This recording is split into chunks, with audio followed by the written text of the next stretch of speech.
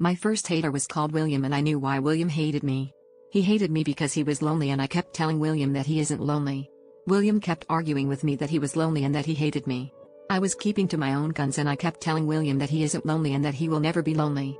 How could he be lonely, and it is impossible for anyone to be lonely? William started to get angry with me, and he was about to batter me until I smiled and I proved to him that he wasn't lonely. How can you be lonely, William?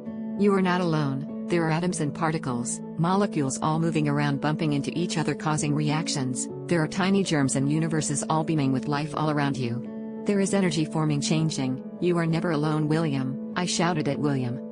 Then all of a sudden William saw all those particles and tiny universes all around him. He saw the tiny germs growing and growing, and he smiled at me. He is not lonely. All this time he thought he was lonely, but he wasn't lonely. William hugged me, and he was no longer a hater of mine. Then I went to my second hater called Wenny, and she hated me because she was so lonely. I kept telling Wenny that she is not lonely, and she didn't believe me. She wanted to hurt me, and then I went close to Wenny and I shouted out loud.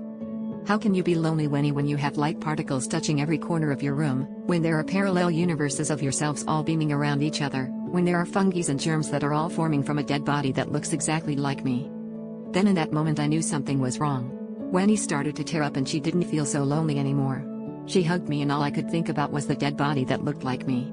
It was rotting, and so many germs, bacteria and fungi were all forming, and we must have been breathing it all in. Wenny definitely didn't feel lonely now, and she felt like there were so many things around us. Then Wenny took me to the dead body that looked like me. The rotting dead body told me that it feels lonely, and I said to the dead body, how can you be lonely? Look at all the chemicals happening inside your body, look at the gases and smells you are giving off, how can you be lonely? And look at all your past movements, they are being repeated and reverberated through the atoms and particles. There is no such thing as loneliness.